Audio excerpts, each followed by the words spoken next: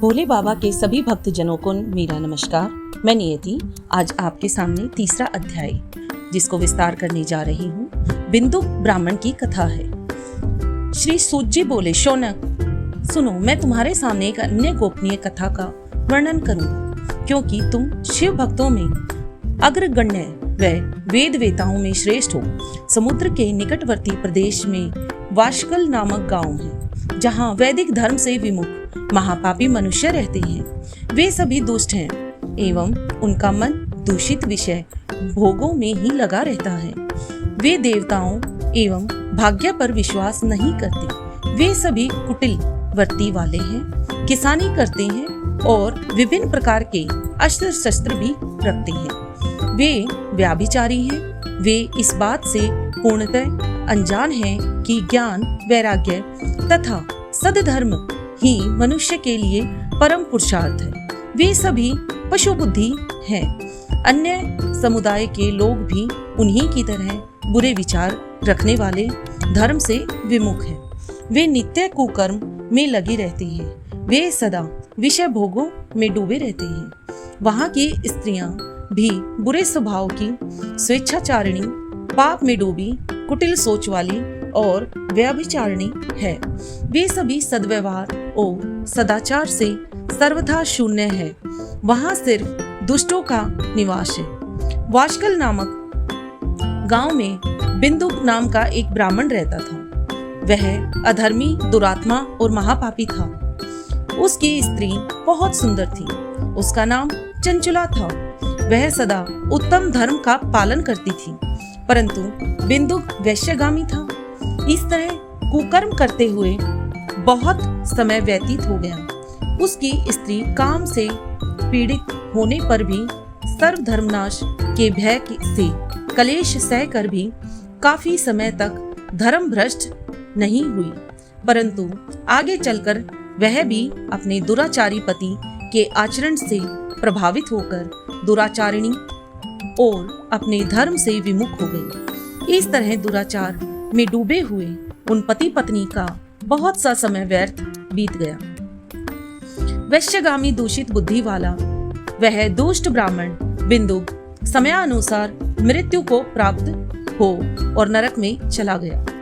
बहुत दिनों तक नरक के दुखों को भोग कर वह मूढ़ बुद्धि पापी विंध्य पर्वत पर भयंकर पिशाच हुआ। इधर उस दुराचारी बिंदु के मर जाने पर वह चंचुला नामक स्त्री बहुत समय तक पुत्रों के साथ अपने घर में रहती रही। पति की मृत्यु के बाद वह भी अपने धर्म से गिरकर पर पुरुषों का संग करने लगी। सतियां विपत्ति में भी अपने धर्म का पालन करना नहीं छोड़ती। यही तो तप है। तप कठिन तो होता है, लेकिन इसका फल मीठा होता है। विषय इस सत्य को नहीं जानता, इसलिए वह विषयों के विषफल का स्वाद लेते हुए भोग करता है। एक दिन दैवयोग से किसी पुण्य पर्व के आने पर वह अपने भाई बंधुओं के साथ गोकर्ण क्षेत्र में गई। उसने तीर्थ के जल में स्नान किया एवं बंधुजनों के साथ यत्र तत्र घूमने लगी। घूमते घूमते वह एक देव मंदिर में गई। वहां उसने एक ब्राह्मण के मुख से भगवान शिव की परम पवित्र एवं मंगलकारी कथा सुनी। कथावाचक ब्राह्मण कह रहे थे कि जो स्त्रियां व्याभिचार करती हैं, वे मरने के बाद जब यमलोक जाती हैं, तब यमराज के दूत उन्हें तरह तरह से यंत्रणा देते हैं। वे उसके कामांगों को तप्त लोहे दंडों से दागते हैं। तप्त लोह के पुरुष से उसका संसर्ग करते हैं। ये सारे दंड इतनी वेदना देने वाले होते हैं कि जीव पुकार पुकार कर कहता है कि अब वह ऐसा नहीं करेगा, लेकिन यमदूत उसे छोड़ते नहीं हैं। कर्मों का फल तो सभी को भोगना पड़ता है।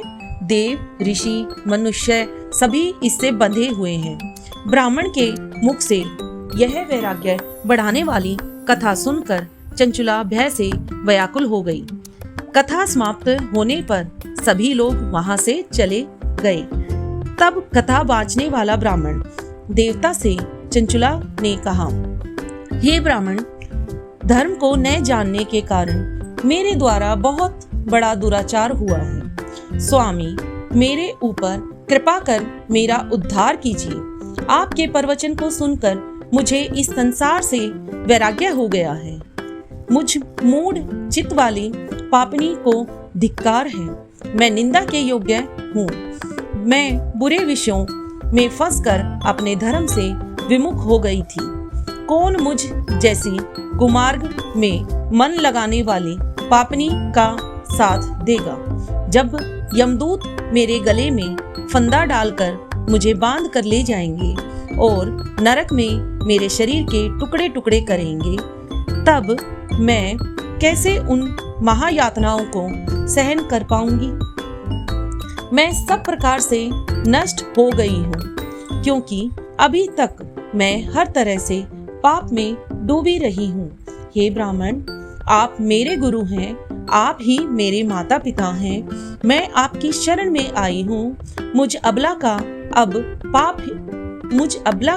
आप ही उद्धार करेंगे। इस पाप को मैं कैसे नष्ट करूं, मुझे बताइए। सूत जी कहते हैं, शौनक, इस प्रकार विलाप करती हुई चंचुला ब्राह्मण देवता के चरणों में गिर पड़ी। तब ब्राह्मण ने उसे कृपा पूर्वक उठाया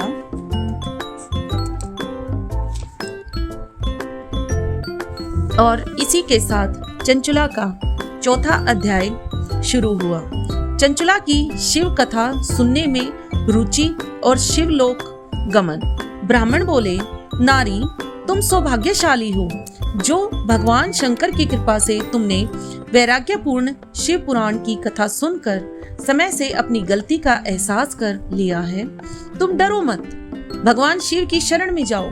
उनकी परम कृपा से तुम्हारे सभी पाप नष्ट हो जाएंगे।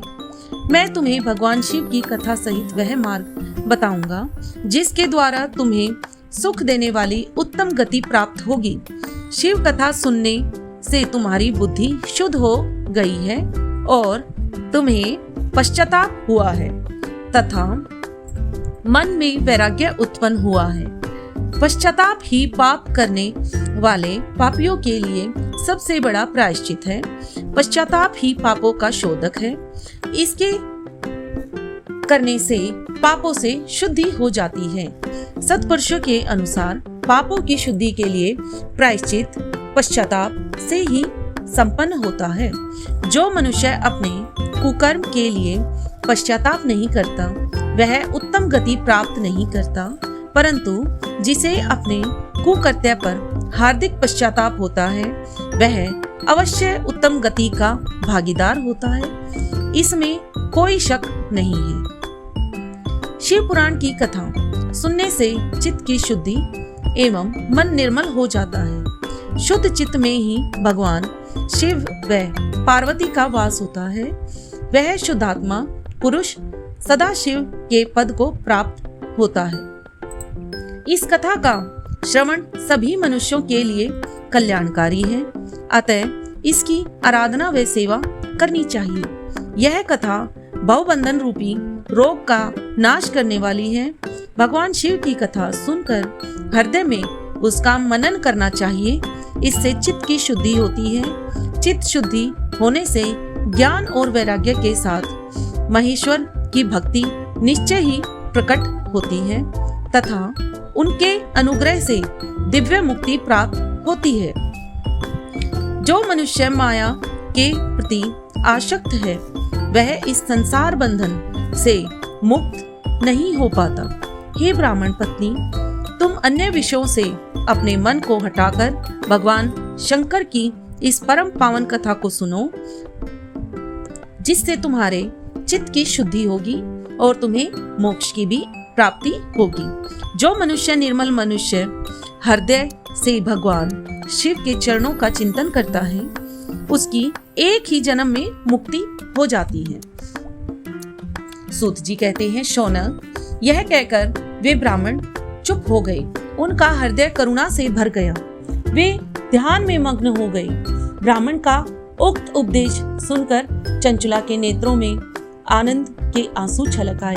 वह हर्ष भरे हृदय से ब्राह्मण देवता के चरणों में गिर गई और हाथ जोड़कर बोली, मैं कृतार्थ हो गई हूँ। हे ब्राह्मण, शिव भक्तों में श्रेष्ठ स्वामिन, आप धन्य हैं। आप परमार्थदर्शी हैं। आप सदा परोपकारी में लगे रहते हैं। साधो, मैं नरक के समुद्र में गिर रही हूँ। कृपया कर मेरा उद्धार करें। जिस पौराणिक व अमृत के समान सुंदर शिव पुराण की कथा की बात आपने की है, उसे सुनकर ही मेरे मन में वैराग्य उत्पन्न हुआ है। उस अमृतमयी शिव पुराण कथा को सुनने के लिए मेरा मन में बड़ी ही श्रद्धा हो रही है। कृपया आप मुझे उसे सुनाइए। सूत जी बोले, शिव पुराण की कथा सुनने की इच्छा मन के लिए हुई चंचुला उन ब्राह्मण देवता की सेवा में वहीं रहने लगी। उस गोकर्ण नामक महाक्षेत्र में उन ब्राह्मण देवता के मुख से चंचुला शिव पुराण की भक्ति, ज्ञान, वैराग्य बढ़ाने वाली और मुक्ति देने वाली परम उत्तम कथा सुनकर कृतार्थ हुई। उसका चित्त शुद्ध हो गया। वह अपने हृदय में शिव के सगुण रूप का चिंतन करने लगी। वह सदैव शिव के सच्चिदानंदमय स्वरूप का स्मरण करती रही। तत्पश्चात अपना समय पूर्ण होने पर चंचला ने बिना किसी कष्ट के अपना शरीर त्याग दिया। उसे लेने के लिए एक दिव्य विमान वहां पहुंचा। यह विमान शोभा साधनों से सजा था एवं शिवगणों से सुशोभित था। चंचला विमान में शिवपुरी पहुंची। उसके सारे पाप धुल गए। वह दिव्यांगना हो गई। वहां गौरी देवी मस्तक पर अर्धचंद्र का मुकुट और अन्य दिव्य आभूषण पहने शिवपुरी पहुंची। वहां उसने सनातन देवता त्रिनेत्रधारी महादेव शिव को देखा है। सभी देवता उसकी सेवा में भक्तिभाव से उपस्थित थे। उनकी अंग कांति करोड़ों सूर्यों के समान प्रकाशित हो रही थी। 5 मुख और हर मुख में 3-3 नेत्र थे। मस्तक पर अर्धचंद्राकार मुकुट शोभायमान हो रहा था। कंठ में नील चिन्ह था। उनके साथ में गौरी देवी विराजमान थी, जो विद्युत पुंज के समान प्रकाशित हो रही थी। महादेव जी की कांति कपूर के समान गौर थी। उनके शरीर पर श्वेत वस्त्र थे तथा शरीर श्वेत भस्म से युक्त था। इस प्रकार भगवान शिव के परम उज्जवल रूप के दर्शन कर चंचुला बहुत ही प्रसन्न हुई। उसने भगवान को बारंबार प्रणाम किया और हाथ जोड़कर प्रेम, आनंद और संतोष से युक्त हो विनीत भाव में से खड़ी हो गई। उसने नेत्रों से आनंदाश्रुओं की धारा बहने लगी।